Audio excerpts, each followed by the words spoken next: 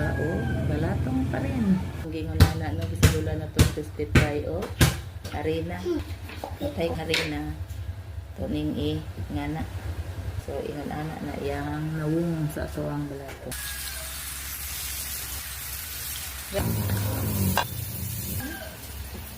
Ano ni ang atong niluto nga balatong itong gibutang sa crispy fry o harina. Lami. Lami.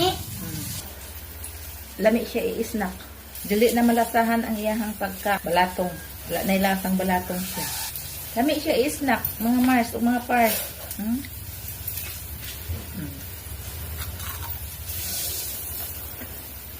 I-try ganin ninyo mga Mars o mga Pars eh. Wala ka ba? Lami siya okay to. Kurot na mag-inok.